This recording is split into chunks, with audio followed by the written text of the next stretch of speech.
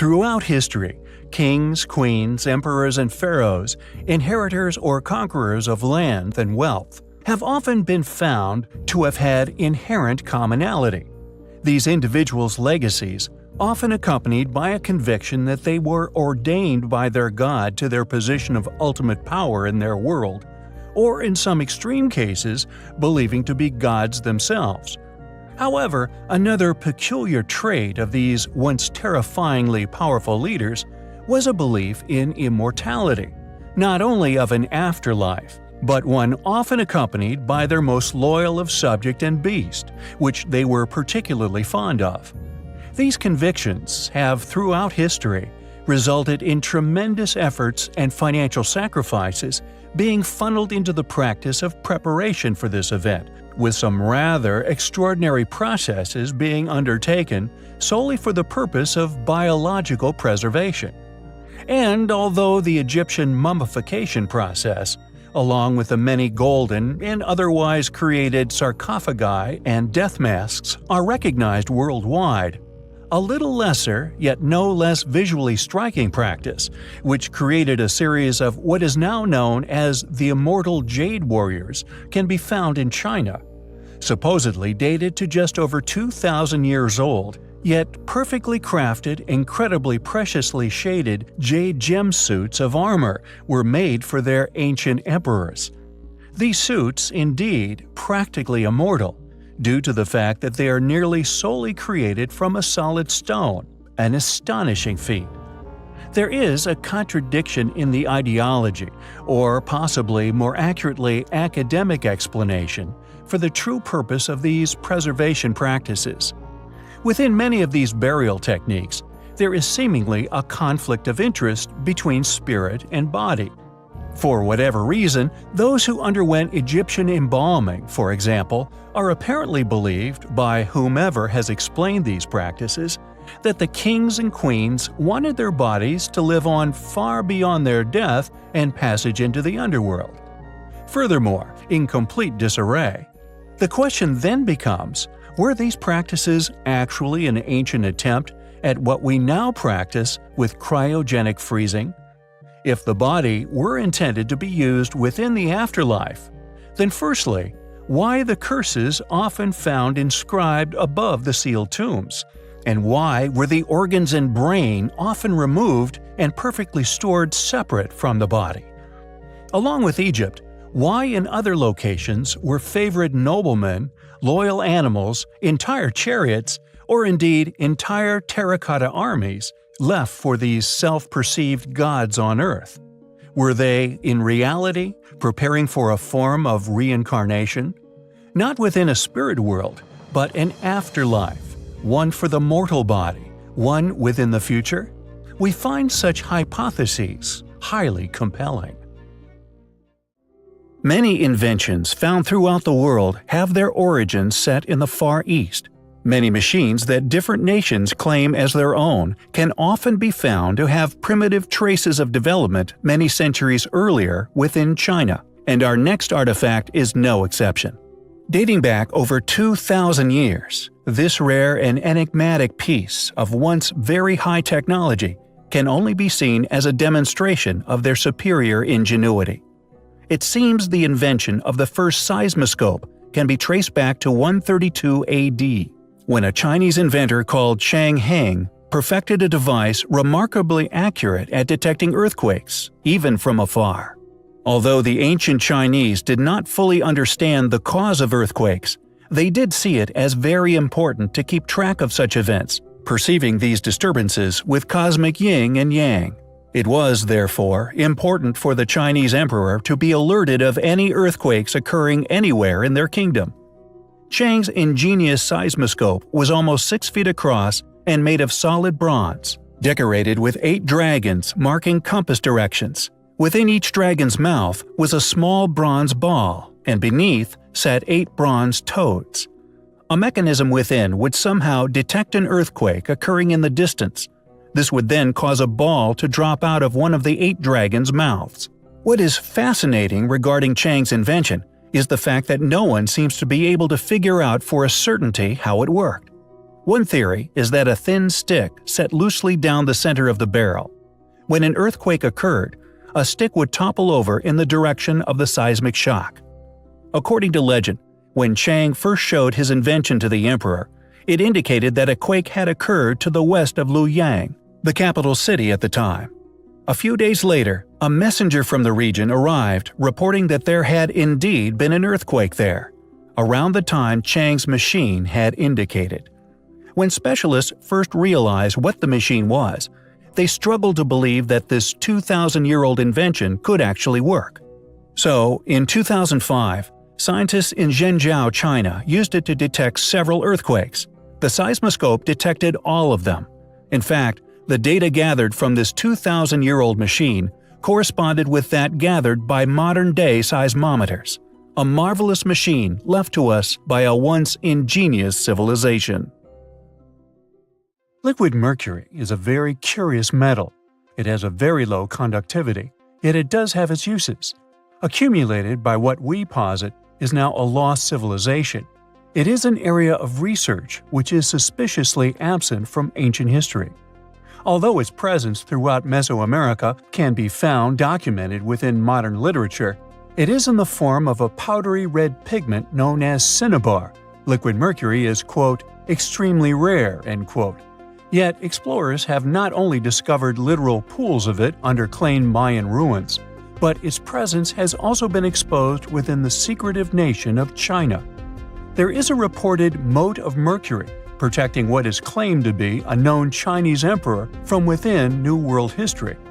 Qin Shi Huang, known as the first emperor of China, is said to lie within this unopened tomb, one which we have covered before, due to it being guarded by an entire army of terracotta soldiers, fully armed, complete with a cavalry unit, all individual and many still retaining their human-like paint job, along with a curious pigment known as Han purple, recently discovered to be multidimensional in nature. Along with the army are booby-trapped layers before the entranceway, with cocked crossbows still in place, tipped with poison arrowheads. Yet I digress. We hypothesize this mysterious metal is not only actively overlooked by individuals who are funded to produce answers, not curiosity, but that it further connects a now lost, yet once worldwide and clearly advanced civilization, once capable of harnessing and using such fantastic amounts of mercury. Furthermore, mercury can be used to hermetically seal objects from the air and protect them against water damage. With one place we know this to have occurred is that of Oak Island. From inside the actual money hole itself, brought up during sample drillings upon a small piece of parchment. Could these discoveries of an ancient utilization of this metal give credence to the claims of a priceless artifact still be found not only in Oak Island, but also within the unopened Emperor's Tomb? Could there, in fact, be the Ark of the Covenant, like the legends have told of, hidden within this Nova Scotian island? Could there be unimaginable lost riches within a temple guarded by an entire army of multidimensional soldiers, along with its moat of mercury? We find such possibilities highly compelling. Teotihuacan, a site we have covered many times here upon our channel. Most recently, we discussed the impressive amount of electrical material found within the numerous pyramids that dot the site, known as mica, a notorious modern-day electrical insulator that's physical origins were found to have been from a quarry over 3,200 kilometers away, within Brazil. When Spanish explorers first visited the area, they asked the Aztecs who built these marvelous buildings. The Aztecs replied that it was the Quinametsin, a quote, race of giants who came from the heavens in the time of the second sun. It is clearly a site of tremendous importance regarding lost knowledge here upon our planet, knowledge which could have been left within our very distant past. And now, an 8-year project has discovered a secret tunnel beneath the third largest pyramid within the area. A tunnel which archaeologists suspect will lead to a royal tomb. Discovered in 2003 with the use of robotic technology, similar to the technology used to discover the secret chamber within the Great Pyramid of Khufu, rumored to also be that of a royal tomb. Littered with artifacts which have remained untouched for untold millennia, now thought to be over 50,000 separate items, shedding light onto the life of those who built this amazing place, not only reveal who they actually were, but explain their religious beliefs, their technical prowess, and indeed how they built them, but most importantly, for what purpose. Upon exploring the tunnel, archaeologists have discovered an enormous pool of liquid mercury, and supposedly, it is a massive quantity, filling a mysterious basin at the end of the tunnel. Could a king's tomb or ritual chamber possibly lay far below this pool of mysterious mercury? Mexican researcher Sergio Gomez has somehow been allowed to release all of these amazing discoveries, found beneath the Pyramid of the Feathered Serpent, publicly, receiving little academic resistance since. Mercury is toxic and capable of devastating the human body through prolonged exposure. Academia perceived mercury as having no practical purpose within ancient Mesoamerica. But interestingly, it has been discovered at other sites. Rosemary Joyce, a professor of anthropology at the University of California, Berkeley, said that archaeologists have found mercury at 3 other sites around Central America, not to mention our own research into Oak Island, which has also held a legend of liquid mercury for many years. Its presence in Teotihuacan is undoubtedly perplexing and intriguing. Gomez speculated that the mercury could be a sign that his team is close to uncovering the first royal tomb ever found in Teotihuacan. The mercury may have symbolized an underworld river or lake, Gomez postulated, an idea that resonated with Annabeth Hedrick, a professor at the University of Denver and the author of works on Teotihuacan and Mesoamerican art. Quote, "The shimmering, reflective qualities of liquid mercury may have resembled an underworld river, not that different from the river Styx." Hedrick continues, "If only in the concept that it's the entrance to the supernatural world and the entrance to the underworld." End quote. Not only did the people of Mesoamerica clearly figure out how to create or derive liquid mercury from mercury ore, they also knew of deep underground water systems and lakes that could be accessed through caves. Rosemary Joyce said the ancient Mesoamericans could produce liquid mercury by heating mercury ore, known as cinnabar, which they also used for its blood-red pigment. Yet, just how these ancient people managed to figure all these amazing things out remains a mystery. We may indeed be on the precipice of one of the most important discoveries of our modern age. We will keep you posted. The Terracotta Army. Undoubtedly one of the most remarkable archaeological discoveries of modern times. It is a stone army that so far consists of over 8,000 individually detailed warriors, 700 uniquely carved horses, along with 130 chariots. What makes this feat, and indeed the ancient site, so astonishing, apart from the clear, incredible precision, delicacy, and artistic prowess of their creators, is the incredibly advanced technologies found to litter the army and the possible tomb. A supposed tomb with what we suspect is a mystery inhabitant, which, according to academia, this army was created to guard and carry over with into the afterlife. It is claimed that it is the burial of the first ever emperor of China, known as Qin Shi Huang. And although academia has concluded that these ancient soldiers were created during this well-studied, more modern emperor's reign, we feel, due to the numerous mysterious factors attached to these miraculous artworks, in which we are about to convey, strongly suggests that not only was this accomplishment far out of the reach of these well-studied recent ancestors, but are indicative of lost civilization, which we have on our channel been searching so long to unearth and lay eyes upon. Firstly, the warriors themselves were all created to represent an individual, painted with incredibly precise lifelike colors, which included a pigment known as Han purple, a pigment so advanced chemists were unable to replicate it until 1992. After it was successfully recreated, It was discovered that it eliminates an entire visual dimension, making waves in 2 dimensions. What's more, most intriguing is the fact that although academia claims each soldier was a precise recreation of an individual subject, each warrior is around 2 meters tall. A height factor we have long postulated was a common reality far back within antiquity. The metallurgy is another smoking gun. Swords unearthed in the pits were, regardless of their tremendous age, still sharp, showing no signs of rust and still appearing new and shiny.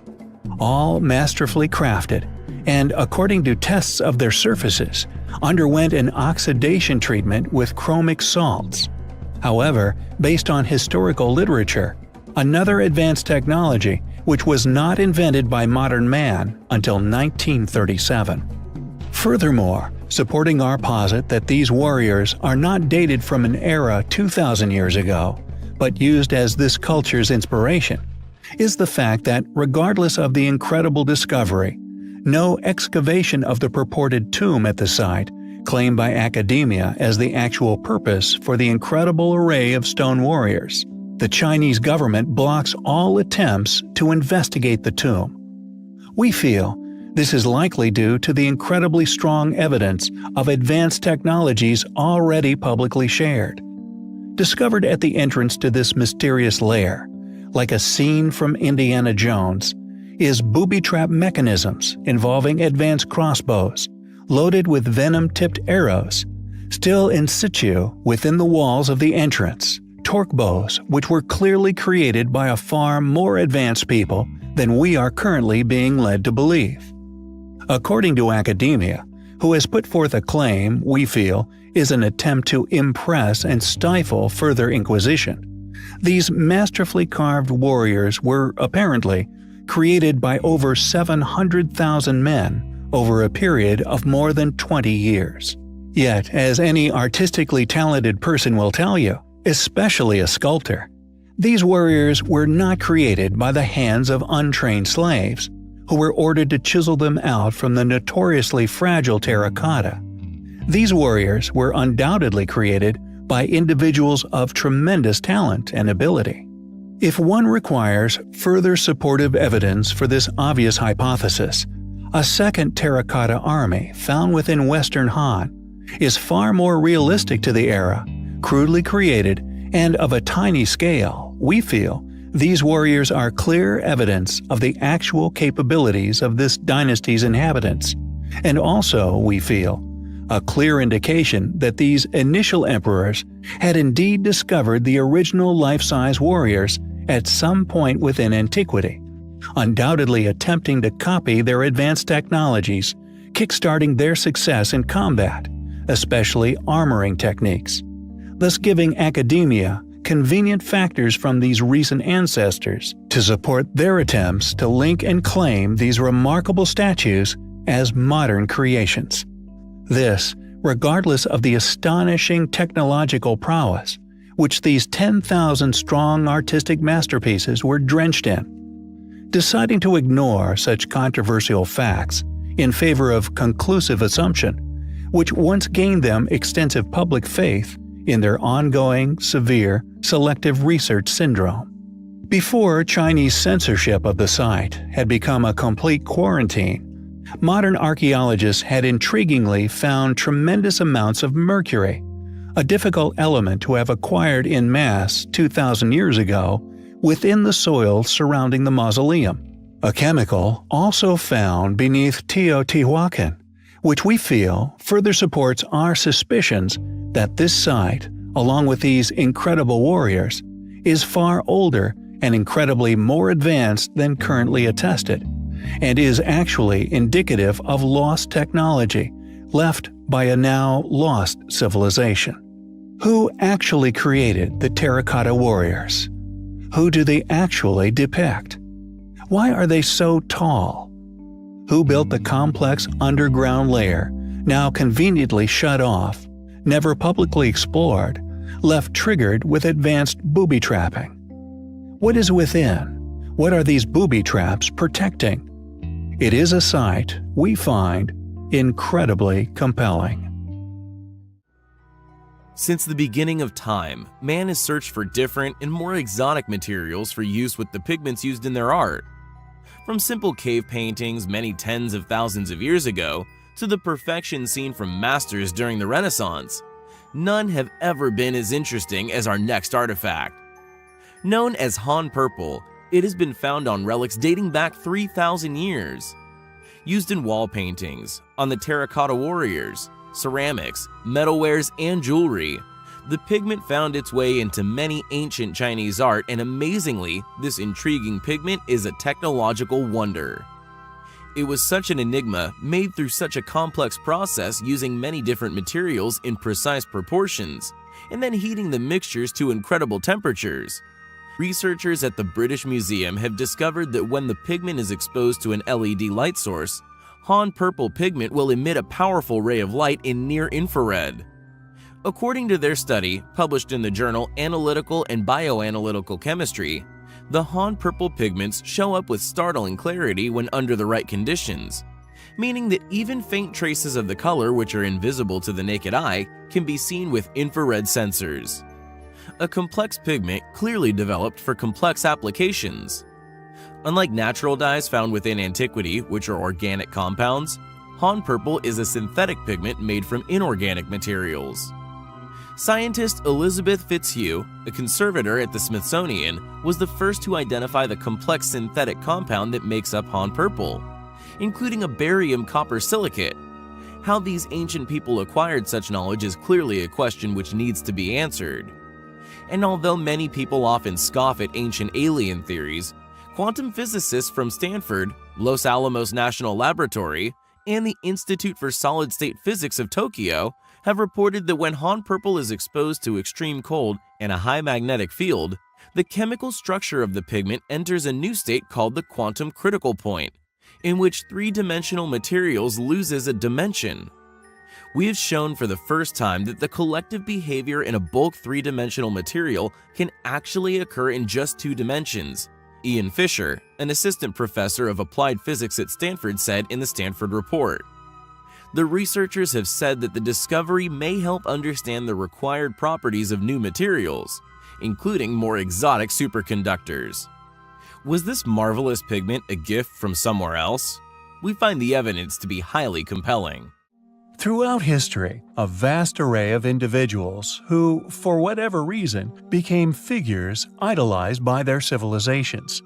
Some even seen as godly-like figures, sentient, divine beings, whom, upon their passage into the next life, were believed to live on, often as deities, according to New World history. The most academically funded research practices in said preparations into the afterlife is undoubtedly that of the mummies found within ancient Egypt. The Valley of the Kings, impressive protective strategy against tomb raiders. Yet the list of similar protective practices is long. The Sphinx, even claimed as the protector of the pharaoh's pyramidal tombs by some, although we, like so many others, based upon a lack of evidence, is untrue due to the pyramids never having been proven tombs. Yet this theme of protecting the dead clearly permeated historians' minds, and we suspect this is due to its recurrence throughout history. The Curse of Tutankhamun, yet another relative story deriving from Egypt, with mysterious goings-on during Howard Carter's incredible discovery of King Tut's tomb. Objects of interesting motivations would often be left with these important figures. Not just solid gold death masks, thrones, coins, canes, and other jewels, but people of nobility have even been found buried within chariots, complete with 8 horses sacrificed for the burial. We have also covered many other booby-trapped tombs, proof of the ancients' own beliefs in their own versions of the afterlife. Yet, unquestionably, the most unique, and due to it remaining unsealed, the most enigmatic of them all, lay still guarded by an equally unique terracotta army. All soldiers carved to depict an individual man, and the quantum phenomenon interdimensional pigment, Han Purple, still visible upon many of this army. What makes this site so unique from all others is that an entire army, along with other baffling technology, guard a tomb, clearly constructed over such an incredible amount of time and with such enormous effort. It must contain someone or something of unimaginable importance. Furthermore, as mentioned in a previous video, poison-tipped, inexplicably advanced compound crossbows have been found still laying in situ, protecting the entrance, though at some point coated in sediment, possibly why the Terracotta Army was found buried. Was this tomb pre-flood? Radar scanning technologies are advancing rapidly, and regardless of the Chinese strict forbiddance to enter the tomb, technology is finally allowing us our first look into just what exactly such an incredible display of power has been guarding for all this time. It's an investigation we find incredibly exciting.